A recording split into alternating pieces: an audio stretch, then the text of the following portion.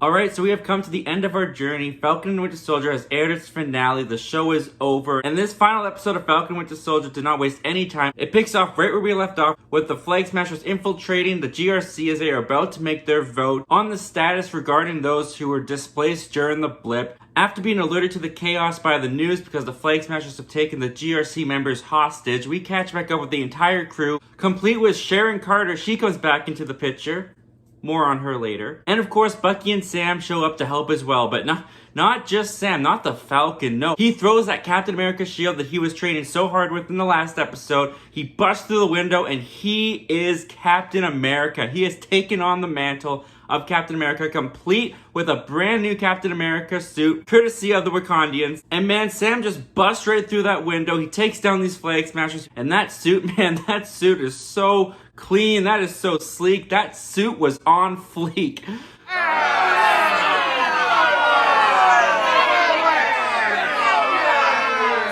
I don't even think kids say that anymore. But this was very cool. This is what the whole series has been building up to with Sam's story arc, is for him to finally take on that mantle of Captain America, and to see that come to full fruition in this episode, not only just in style, but we actually get to see him in action, act as his Captain America. I mean, you could just feel it coming off the screen. Anthony Mackie knew how important this was, the responsibility he had on his shoulders with this character and this transformation into the new Captain America. It's been a long time coming for him to take up the mantle and take up that shield, and to see it finally come to reality in the final episode of Falcon and Winter Soldier was very, very satisfying. It felt very well earned and well deserved, the way that they were able to build up to it within the series.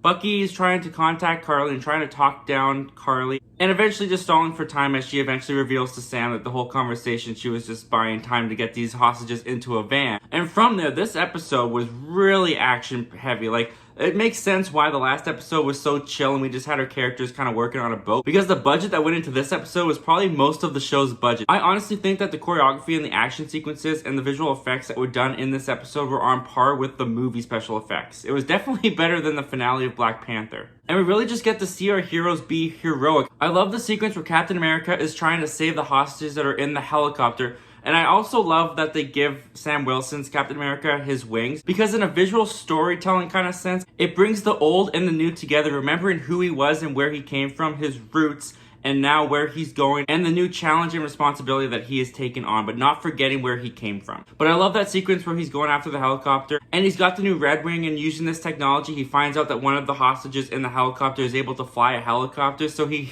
is able to contact her and is like, hey, in about 3 seconds, you're probably going to want to grab the controls to the helicopter. And she's like, why? And she counts down from 3, and he throws the shield, and he flies through the window and just takes out the driver, so she's able to jump in the seat and control the helicopter in order to land it and save the other hostages. Speaking of hostages, back on the ground, Bucky is trying to rescue hostages that Carly has trapped in this van that she has now set on fire. We really see the extremist that Carly is by the end of this episode. There's even that one scene where she's with her fellow flag smashers and she talks about how they all have to die, that they have to see what they're capable of, and she goes, one world. And they're all supposed to say one people, but they're all kind of hesitant, and she looks at them again and goes, one world. And they're like, one people, don't kill me too, please. But just as Bucky's about to get these hostages out of the truck, who shows up but that darn Walmart Captain America, John Walker. John Walker strolls in there, Carly! He's got that Walmart discount Captain America shield that we saw him building in the post-credit scene of the last episode, and I don't even think that shield lasts one punch from a super soldier before it is dented to crap. And of course, we got John Walker taking on Carly, and he gets defeated by Carly. And like I said in a couple episodes before, when he killed that flag smasher, I still didn't think that John Walker was a full-on villain, and that was going to be his line of whether he was going to go full-on villain or if he was going to be pulled back more so to the good side. And I definitely think that this episode proved that John Walker is not a villain. He doesn't do the right things all the time, and he's a very complicated and complex character, but we do see in this episode he chooses to be a hero rather than a villain when that truck is going off the edge of the bridge and he tries to save the people before Captain America comes in and is able to lift that truck with the power of his jetpack boosters to push the truck back up onto the bridge. And then from there, John Walker is working with Bucky and has kind of finally joined the team of Sam and Bucky for at least this one battle. But of course that means that Carly gets away and she runs off and she runs into Sharon Carter, who we find out for the very first time is indeed the power broker. Shocker. Yeah, unlike WandaVision, this is something that the internet caught onto right away and got right, like right off the bat, that Sharon Carter was going to be the power broker. So that was not really a big reveal. And honestly, I still have trouble buying into Sharon Carter as this villain kind of role. I don't know if I didn't have enough time to settle with the character and kind of get adjusted to the new Sharon Carter that has grown in the last 5 years. I just can't buy the fact that she's gone to the dark side like this. But anyways, we also find out that the guy that Carly hired to kill Sam is also hired by Sharon Carter, the power broker, to keep an eye on Carly because Carly was working with Sharon and then of course stole the serum from her. And Sharon's like, come on, come back to me. We were so good together. Let's just keep working together. But then the guy that Sharon hired to watch Carly kind of gets a little too greedy and starts demanding more money from the power broker, to which Sharon Carter just straight up kills him. To which Carly then shoots Sharon, and then Captain America, Sam Wilson, shows up. And this is probably one of my favorite, if not my favorite moment from Anthony Mackie as this character thus far, is when Carly is fighting Sam, but he keeps dodging every move from her, and she's like, fight me!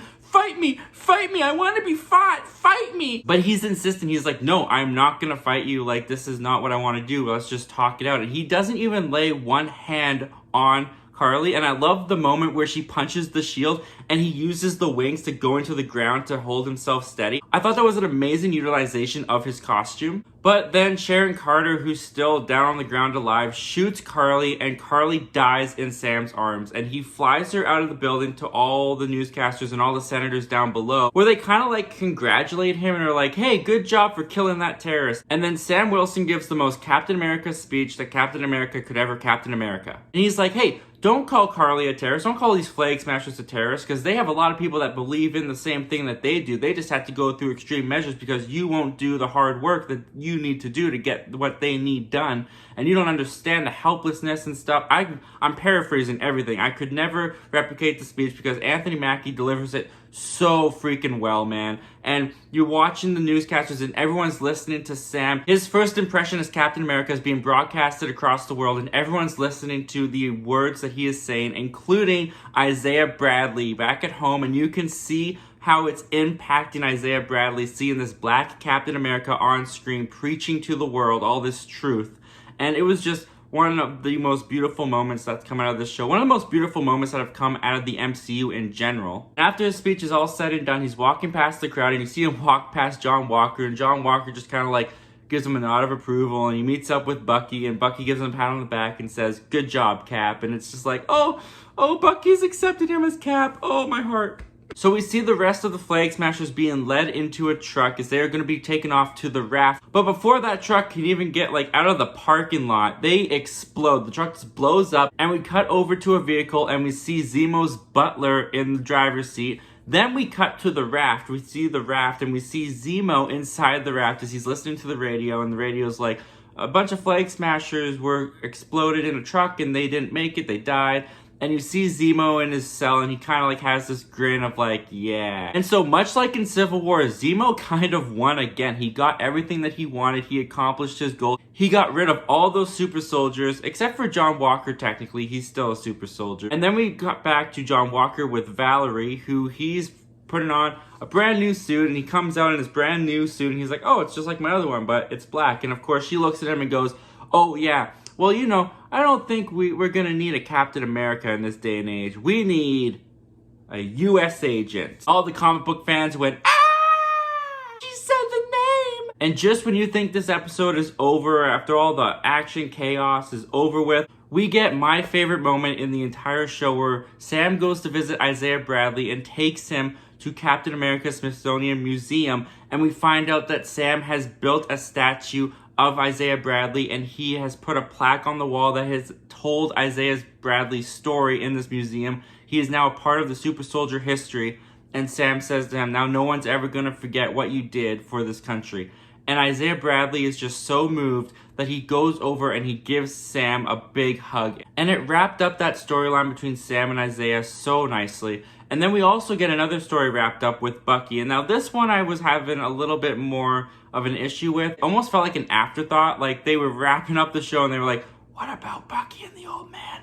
Oh crap, I forgot about Bucky and the old man. And they resolve their issue. Well, they don't really resolve their issue. He goes into the apartment. He tells him that his son was murdered by the Winter Soldier, and I happen to be the Winter Soldier. And then we see him get pushed out of the apartment, and the door closes behind him. And he sees Yuri with the girl that he went on a date with in the first episode from outside the window. And you kind of get the impression that their friendship is over, that Yuri doesn't want anything to do with him anymore. But Bucky is finally at peace because he has finally made the last amends that he feels he needs to. He even gives his book with all the names in it back to his therapist and thanks her for all the work that she did. And then the episode ends with a big old family barbecue outside of Sam's sister's house with the boat, and we see Sam and Bucky look out onto the sunset as credits fade into Captain America and the Winter Soldier. They even changed the title since Sam's title has been changed, and that is where our show ends. Now guys, I'll be honest, I didn't love the Falcon and the Winter Soldier. I feel like as a TV show, WandaVision definitely worked better. I don't mean to compare too much, but with WandaVision in the TV show format, it had that mystery aspect and it had those cliffhangers at the end of each episode that made me anxious and made me so hungry to come back and consume more of the show each week. With Falcon and the Winter Soldier, it was definitely a slower paced show, and the cliffhangers at the end of the episodes weren't as strong and compelling as WandaVision's were. I didn't really feel the desire to come back and watch Falcon and Winter Soldier weekly. I do feel like the show had a couple of pacing issues. I feel like the story was a bit thin. The villains of the flagsmashers, I never really got that interested in. I never thought that they were horrible. They were just like an organization.